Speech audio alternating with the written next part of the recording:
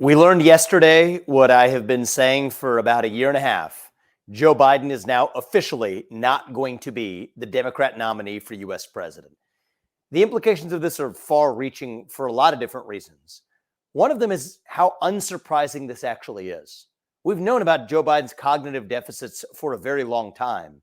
Why was it that it was the obvious public view that he was going to be the nominee when, in fact, the reality is he wasn't? I said this at the presidential debate, the Republican debate, back in November of last year. And that was after 6 months of me saying the same thing, that Joe Biden would not be the nominee. And I called on Democrats to at least be honest so we could have a frank debate about who we're actually up against.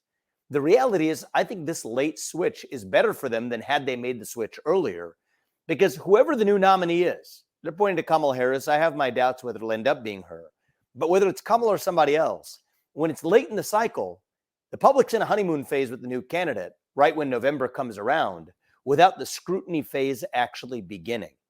And the reality is, the much more honest approach would have been for the country and certainly for the Democratic Party to be honest that Joe Biden was not fit to be the president of the United States, let alone the president of the United States over the course of the next 4 years, and have made that change before. It's also fascinating to me that when I did say that at the Republican debate, it was dismissed as a conspiracy theory.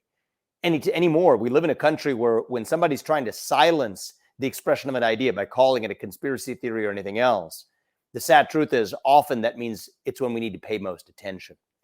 Here's the number one lesson coming out of this swap and this bait and switch at the end of this process. We're not actually running against a candidate here. We're running against a machine. That's a deep understanding of what's going on that requires rejecting some of the things you might otherwise think. What if Biden wasn't going to let go? This is one of the questions that people asked. What would it have taken for Biden to have actually led the country or to have endorsed Harris? That's missing the point. It's not Biden that we were up against at all. His cognitive deficits, and I would argue Kamala Harris's cognitive deficits, they're not a bug to the people who control them. Those cognitive deficits are a feature.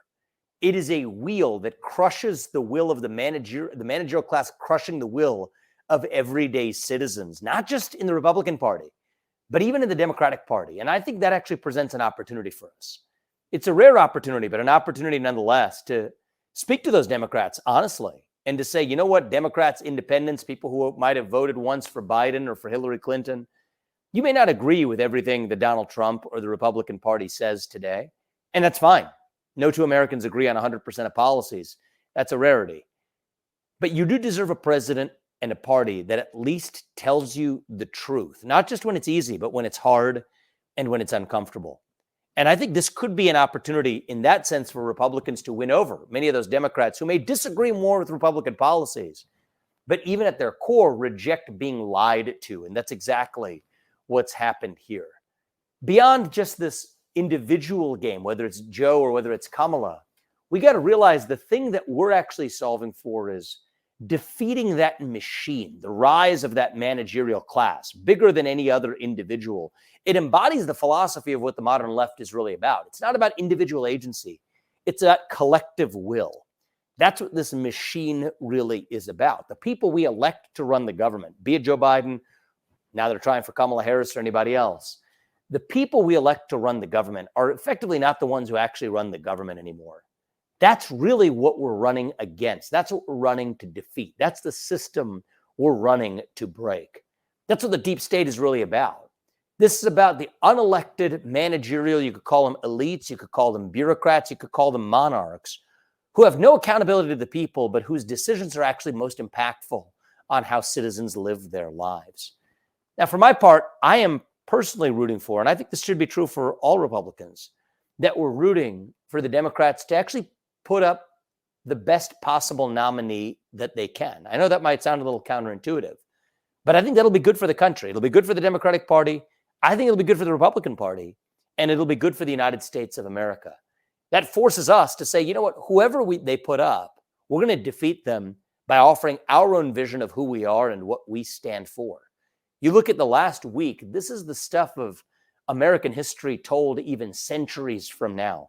The near assassination of Donald Trump, followed by a historic Republican convention, followed by just a week later, he's back doing the exact same type of rally, sending a signal to the country that he's not going to buckle to fear. Only the next day, for the current president of the United States, since 1968, we haven't seen something like this, refuse to accept the nomination of his own party, the Democrat Party's nomination. This is going to be the stuff of history that we tell our children and our great-grandchildren. But I think in that historical context, what's good for the country over the long run, we should want the Democratic Party to put up the best possible ticket they can.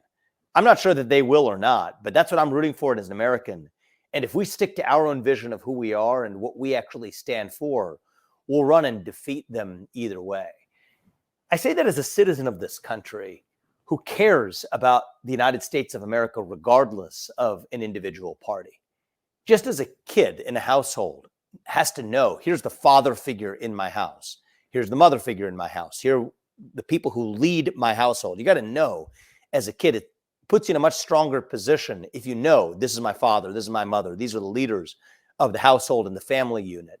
In that same way, I think citizens of a nation require some sense of who's the leader of a country. It's not something that's on the front of your mind every day, but in the back of your mind and in your heart to know that you're grounded by a sense of conviction that somebody's actually leading the country. That matters. I think we require that. That's a hole in our heart if that's missing. I think it's the stuff of national decline if the people in a country don't have an emotional commitment to who the leader of their country actually is. Yes, Joe Biden is nominally the president of the United States of America today.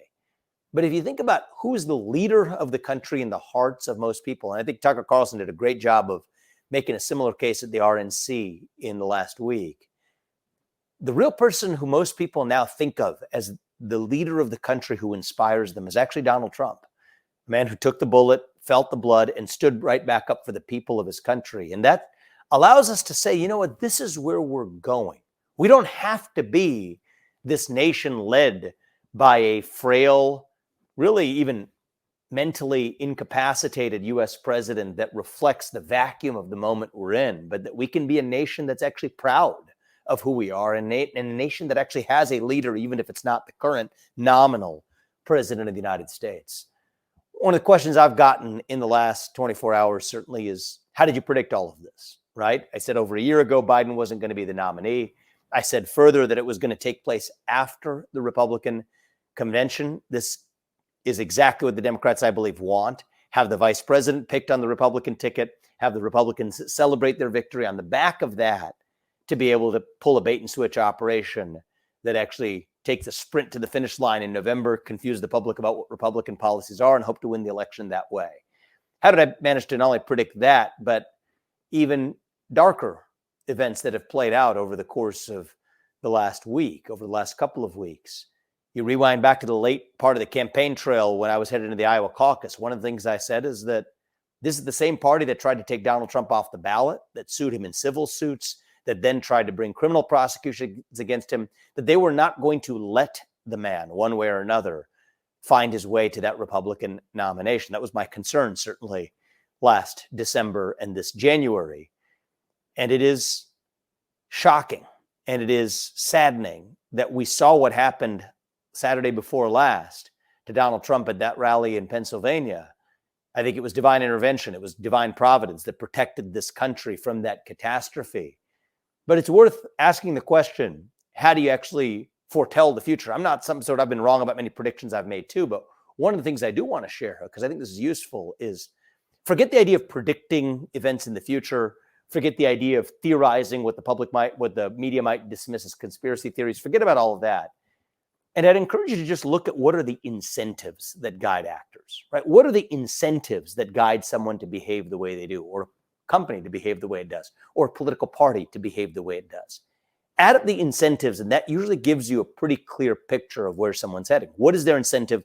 What do they solve for? What do their behaviors actually tell you that they're doing? This is a party and a movement on the Democrat side that has made it its core reason for existence to keep Donald Trump out of office. They've tried every which way to stop him within the legal system and extra legally as well. Think about the efforts to remove him from the ballot without going through even the legal system. What they've learned is that has failed time and again. In fact, every one of those have backfired to only make Donald Trump and the Republican Party more popular. So now they're going to their last ditch tactic, which is this final bait and switch operation to say that You've effectively trained Republicans to train their criticism on Joe Biden, on the Democratic ticket that's running the country today. Well, if you make a bait and switch towards the very end, whoever replaces Biden, whether it's going to be Kamala Harris or anybody else, is in some manner going to be loved by the public. It's a change. It's the same feeling that a tortured prisoner might have towards his liberator. That might be the feeling that the Democratic Party and much of this country has towards whoever replaces Biden. The later that takes place, you're going to have a period of time where the public's going to fall in love without a scrutiny phase. Their hope is November comes back around before the public even notices. And you know what? That might be the best strategy they have left. The other strategy they're pairing with that. Look at Kamala Harris's commentary over the weekend, claiming falsely that Donald Trump would sign a federal abortion ban into law, when in fact, that has been a distinctive position that Donald Trump, along with other Republicans, including myself, when I ran for president, took, that this is an issue for the states. So that appears to be the new Democrat strategy. Lie about what the GOP's position is. Don't debate them on the merits. Instead, just make the public think that the GOP's position is something other than what it is. And to hide the ball on who your actual candidate is until as late in the process as possible. Hopefully that creates one giant collective deflection that creates a last-minute shift in energy and momentum. And you know what? They're rooting for the same pattern they got in 2018, 2020, and 2022, which is the illusion of a red wave that never comes. Our job is to make sure they're not right about that. History will unfold, and we're going to decide. We're going to see what actually ends up unfolding for the United States. But I'm rooting for something different here. I'm rooting for a revival of not just the Republican Party, but the revival of our national values. And that's how we get this done. It's not by focusing on the shenanigans on the other side. There's a temptation, a trap, to be pulled in and focus on what the Democrats' next move is. Who's going to be the president or the vice president, who they're going to pair. I think if it's Kamala Harris, a guy like Josh Shapiro is a likely VP. If it's not Kamala Harris, it's got to be somebody who checks those same identity politic boxes while rising above the party infighting. I don't think someone like Michelle Obama is still off the table. But the temptation is to focus our attention on that rather than what's far more important, which is answering the question of who we are, not just as Republicans, who we are as Americans and what we stand for in this monumental moment in American history. Do we believe the ideals of the American Revolution actually still exist, or don't we? It's been said that sometimes, you know what, you may not have a country where people are willing to fight for those ideals. I disagree with that. The American Revolution was fought for ideals. And the way we're going to fight for those ideals today is at the ballot box, peacefully, by reviving the ideals of 250 years ago. Channel that energy in a positive way this time to do nothing more than to vote for the person who's going to make you more proud of being a citizen of this country, to revive the ideals of free speech and open debate, to say that's how we settle our differences in a constitutional republic, not through the legal system or through force. The basic idea that the people we elect to run the government should once again be the ones who actually run the government, not the shadow government in the unelected bureaucracy, both of the deep state in Washington, D.C., and the managerial class of, say, the modern Democratic Party. The idea of merit, that the best person gets the job regardless of their race and gender. Ask yourself honestly, do you think that's why Kamala Harris got the job because of merit? Of course she didn't. It was on the basis of a modern group identity fixation that has really lost the essence of this country.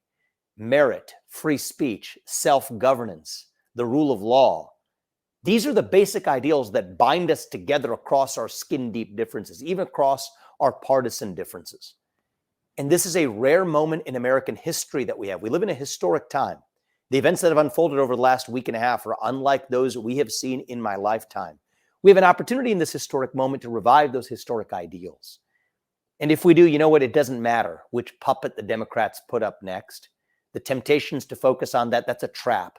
Avoid that trap and instead redirect that attention to actually define our ideals, why we believe in those ideals, and why we still are committed to them as we were in 1776. And I think if we do, 2024 will mark the year where we turn the page on a toxic chapter of our national history. We saw the desire for that at the Republican convention last week. It was a unique convention. It was a convention of not just unity within a party, but a hunger for national unity as well. And that's the kind of national unity I actually want, not some fake artificial astroturf kind, but the real thing. grounded in a country where, yes, we will deeply have our disagreements, but nonetheless, in spite of those disagreements, we're still committed to giving every American the chance to express their views. That's part of who we are. And I think that's how we're going to save this country, not by focusing on the political horse race antics that might be the temptation in the wake of news of the kind we had yesterday. Thanks a lot, and I'll be saying much more to come.